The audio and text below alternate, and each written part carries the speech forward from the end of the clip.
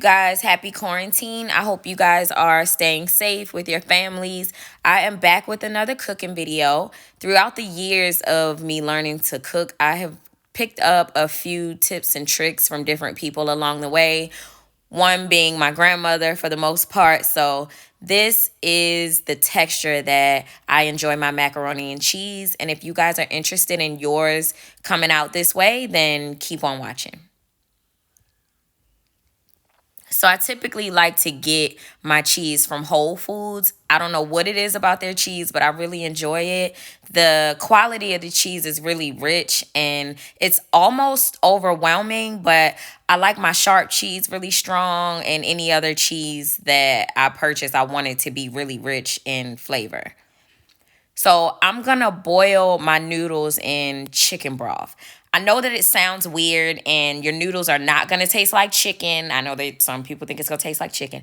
That is not the case, but it does give the noodles some flavor. And then I'm gonna use heavy whipping cream opposed to using milk. I'm not really sure why I use this Muller's elbow macaroni and cheese noodles, but my grandmother used these, so I just stick to that because I don't want to alter the recipe too much.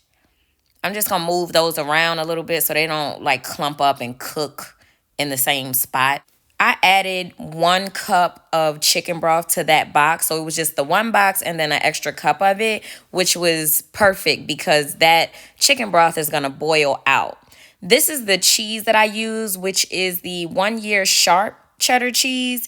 And then I use Applewood smoked Gouda cheese to mix in there, which is a tip that I picked up from a good friend of mine. This cutting up the cheese part thing right here is never gonna happen again, okay?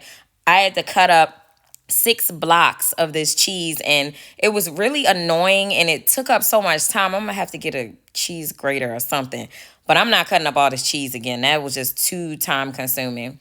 The good thing is that my noodles are kind of cooling off a little bit. I turned the stove off because, as you can see, the chicken broth had boiled out by this point. There's a teeny bit left in the bottom of the pot, so I just left that in there.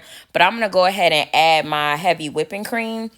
And I don't cook to measurements. I cook to texture and I cook to taste.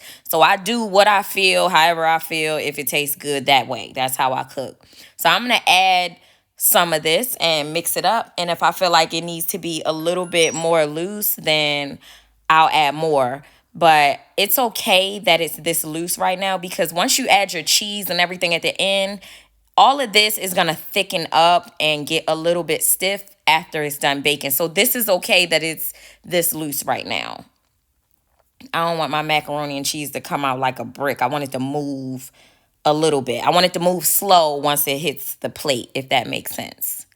So I'm just going to leave that in there while I cut up the rest of these million rocks of cheese. So I'm just going to leave my noodles sitting on the stove off with the heavy whipping cream sitting in it. They are cooling off a teeny bit. So, once I add the eggs won't cook as soon as they hit the noodles because they've cooled off a little bit.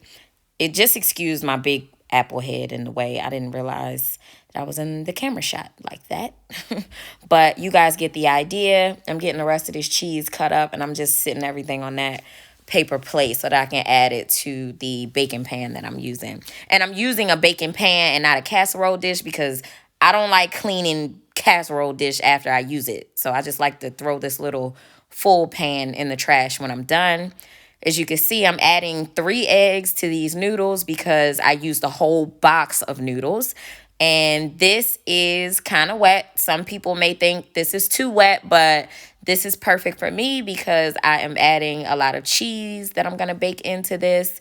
And once I stir this up, I'm just going to kind of like you make lasagna. I'm just going to kind of layer it. A layer of noodles, a layer of cheese, and then another layer of noodles and cheese at the end. Cover the bottom of the pan with the first layer of noodles. Spread it around. Add your first layer of both cheeses, second layer of noodles, and then your second layer of cheese, which is the rest of the cheese for me. I'm just spreading this around evenly so I don't have any noodles hanging out of the sides or the corners of anything. I am also adding some paprika at the top. You cannot taste this, but it is there for color. This is another grandma tip that I picked up along the way. And again, because I do not use measurements or timers or anything like that, I stuck this in here. I stayed in the kitchen cleaning up and, I just kept looking at it. And once I felt like it was brown enough for me, I went ahead and took it out. And that was that. It might have been 10 minutes. It might have been 15. I'm not sure, but it came out perfectly to my liking. So you just need to watch your food. This is the finished product. You can see that paprika on there. It looks really, really good. I do want to thank you guys for watching this video. If you like what you saw, go ahead and thumbs up this video. Subscribe, leave me comments, and I'll see you guys in the next one. Enjoy your food.